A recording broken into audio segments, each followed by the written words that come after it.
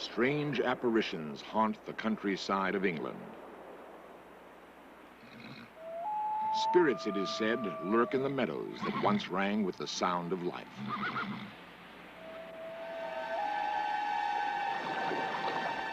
There are those who swear that the dead have risen.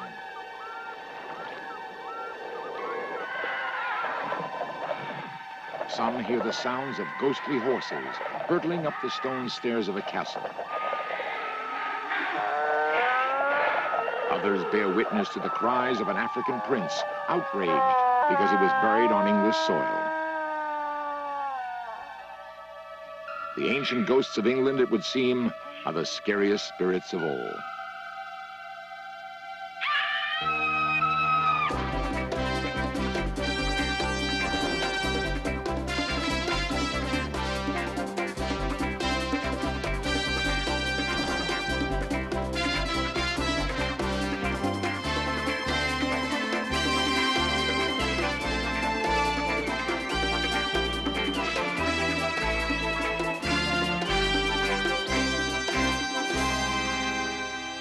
Author-investigator Francis Hitching placed television equipment in a London cellar supposedly haunted by a 17th century cavalier. On a flickering black and white screen, he may have found the last vestiges, the final earthly remnants of a 300-year-old warrior.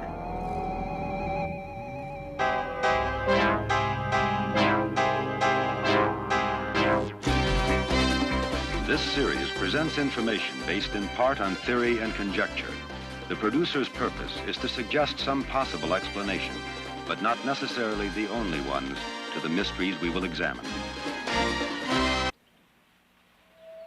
The English countryside has been populated by so many people for so long a time that it has acquired a rich legacy of spirits and ghosts. A 200-year-old monarch may pace the library of a great fortress. Henry VIII, we are told, still drags his gout-ridden foot through broken cloisters and cobwebbed passages. Long-dead prisoners plead for mercy in empty dungeons. Ancient druids still haunt Stonehenge.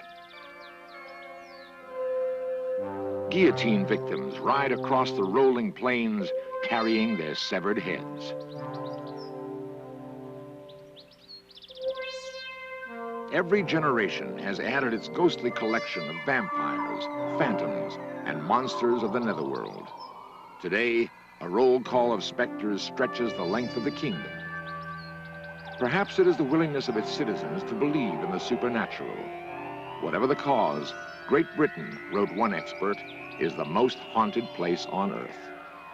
Ghosts have a tendency to stay in one place, usually the location of their demise. Since most English castles were built many centuries ago, the apparitions that haunt them have had enough time to scare enough people to become legends. The people who own these castles continue to live in them. Strange sights and hideous noises are considered part of the bargain, along with poor plumbing and drafty rooms. Ghosts are accepted as eccentric members of the family, and in many cases they were just that before they died. At Wolverton Manor, for example, we encounter the very rowdy ghost of Lord Thomas Trenchard. His story is told by his descendant, Captain Thimbleby. In the early 18th century, Thomas Trenchard, after, no doubt, a very good dinner party, with a lot of port in his belly, had a wager with his friend that he could take a horse and carriage up the great stairs, which he indeed did. And in fact, some of the stairs have been repaired where the edges have been chipped off. How on earth he got down again, one doesn't know, but he won his wager, and we hear him going up the stairs every now and again over the years.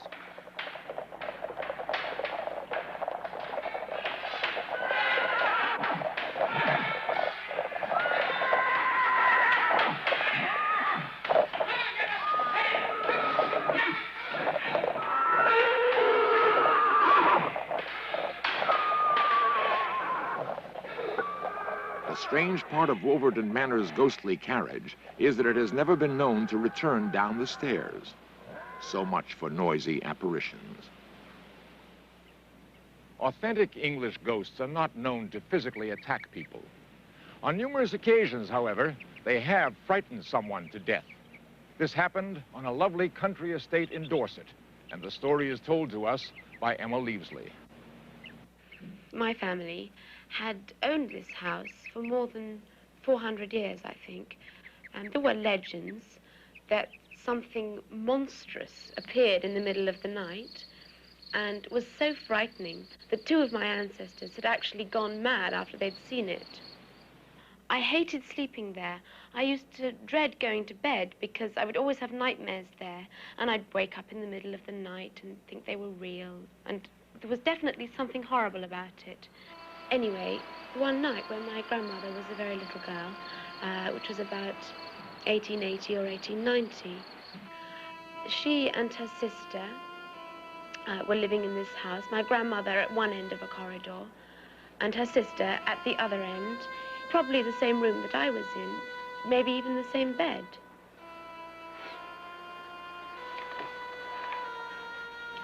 One night, they went to bed perfectly normally, having said goodnight to each other. And what happened next, no one knows for certain, but it was obviously absolutely horrifying.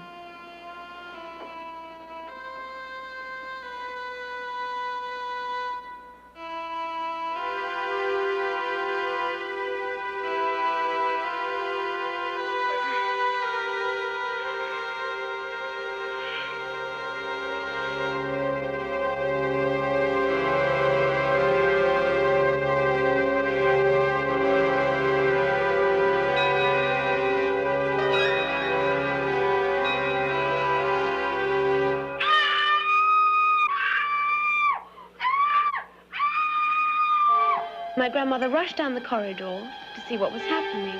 As she opened the door, she thought she caught a glance of something so horrible that she nearly fainted. But it disappeared almost immediately. The worst thing was that when she looked at the bed, her sister had stopped screaming and she was just lying there dead. I hate it as a story, and I wish she'd never told me, really, because I still have nightmares about it, and I'm sure I feel something that that poor girl went through when I've slept in that room. In most hauntings, sounds are more common than sightings, and ghostly rituals are usually performed by a single figure. But in our next dramatization, both sights and sounds occur, and two 18th century Englishmen are locked together for eternity.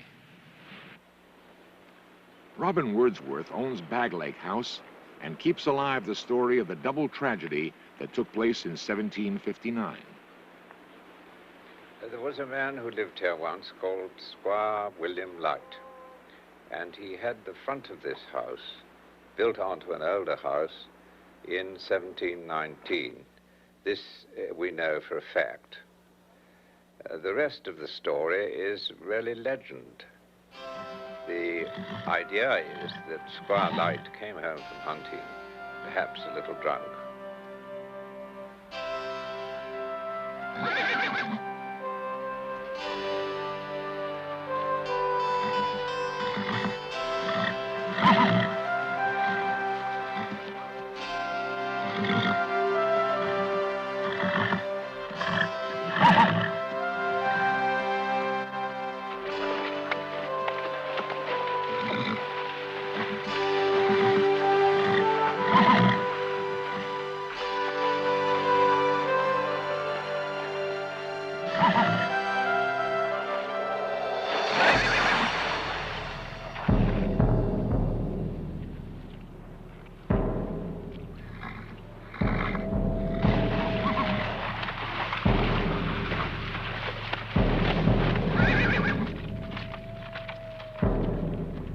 The water was shallow, but deep enough to drown a drunken squire.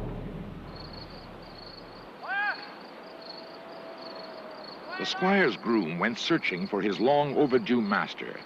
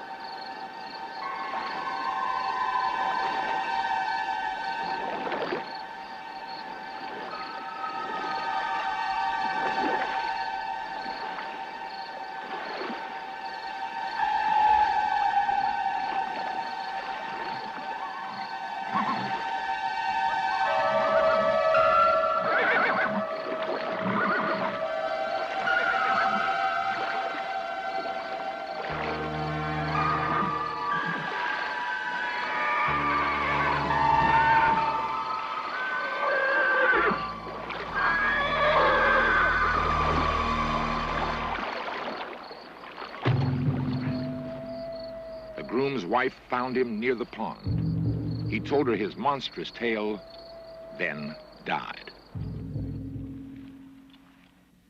That's the story, and it's still believed in the village. People don't care to walk past this house at night, the younger people.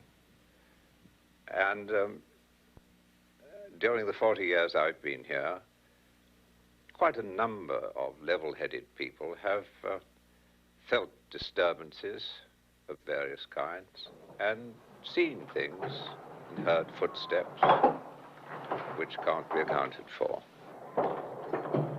After years of horrible, unexplained sounds, the local priest attempted to exorcise both Squire Light and the groom from the household. His efforts were partially successful. Local citizens believe that the squire is now confined to the chimney and moans complainingly when the wind blows. The groom, however, lingers outside and faithfully calls his master. Those who share the squire's taste for whiskey claim that they see his specter rising from the pond when the moon is full. As we shall learn in our next story, they should be thankful that he doesn't scream.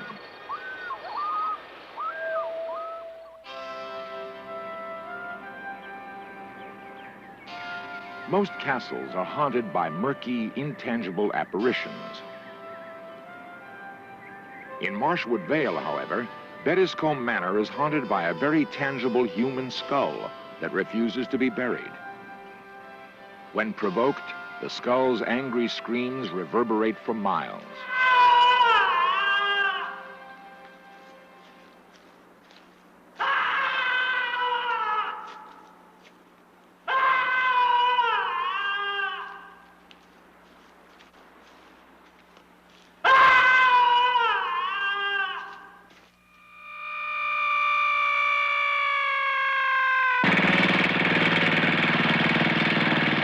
Michael Pinney, the current owner of Bettiscombe Manor, is a direct descendant of Azariah Pinney, who was exiled to the West Indies in 1685.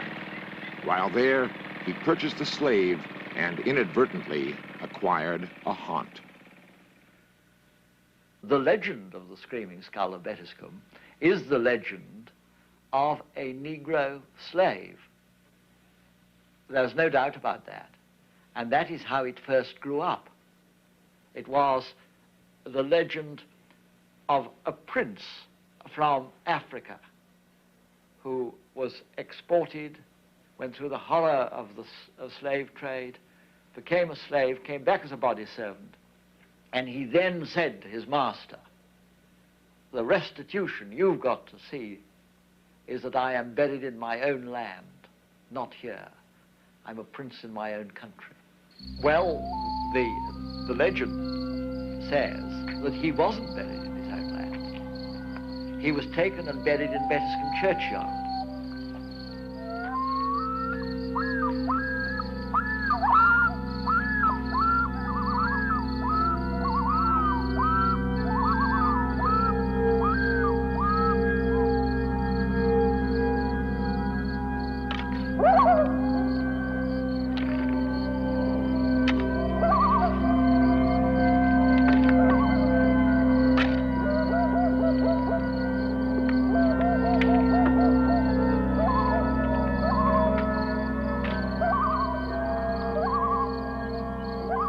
Once buried, horrible screams rose from the grave.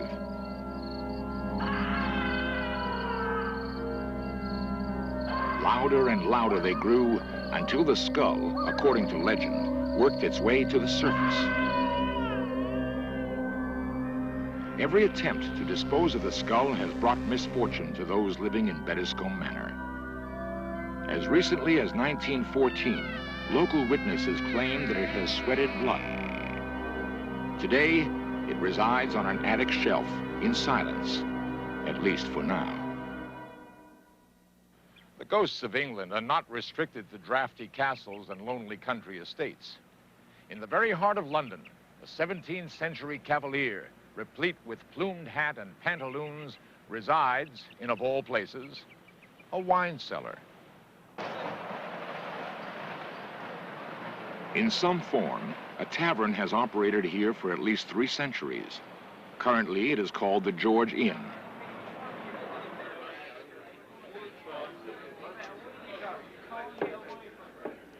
Bill Grundy is a documentary filmmaker for the British Broadcasting Corporation. It was the summer of 1975. I'd just finished making a series of television films about the ghosts of London.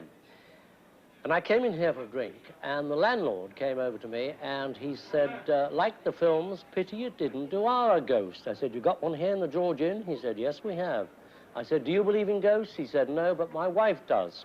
I asked him to explain. He said, well, we've been here for years, and there'd been no trouble at all, but one day, between 10 and 11 in the morning, anyway, before we opened, he said, my wife went downstairs into the cellar, and she came rushing back up, all white and trembling, and said, I'm never going in the cellar again. She said, it's the fellow down there. I said, we're not open yet. There can't be a man down there. And she said, no, this isn't an ordinary fella. He's dressed like a cavalier, and he's standing in the corner of the barrel vaulting there.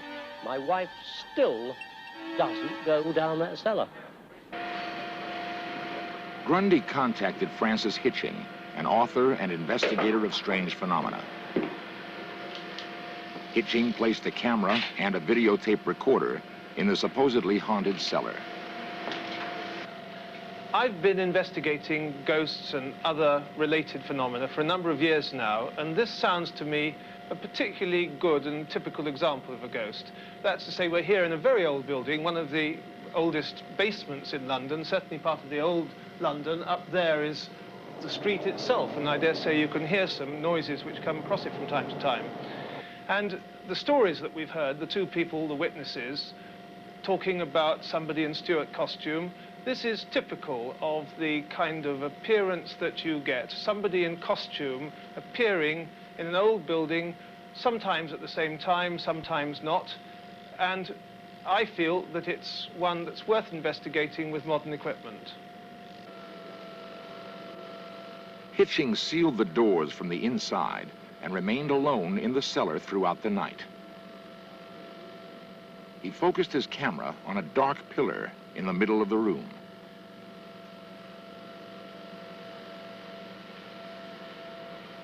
Much to my surprise, we have found something. I'd like you to have a look at it.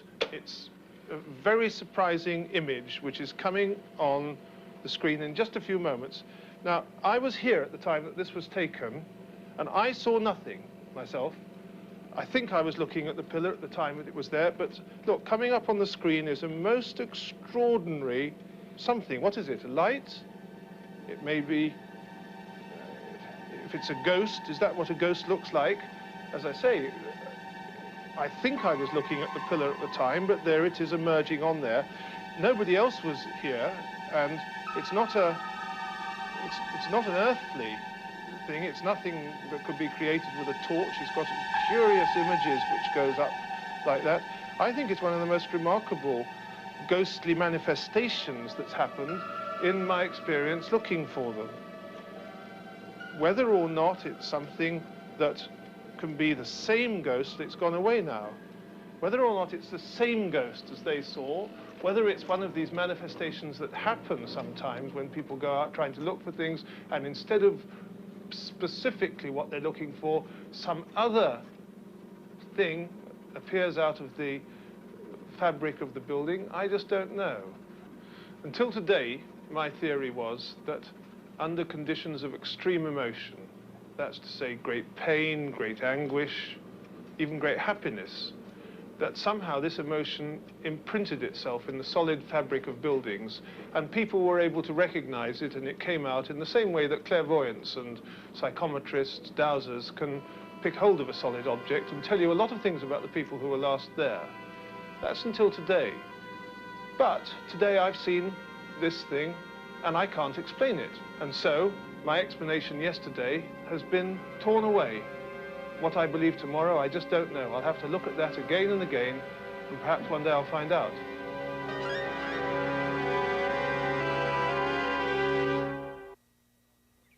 What are ghosts? And why do they keep repeating the same actions over and over again? One theory is that a haunting is a violent release of energy, somehow frozen in space and time. When weather conditions are exactly right, the action is played back, like a recording. Impossible? So were Xeroxing and holography just a few short years ago. In fact, so were videotape replays, like the one you're watching right now. People have been seeing and hearing ghosts for thousands of years. Soon, we may know how and why. What a tremendous gain that would be for science, and what a tremendous loss for storytelling.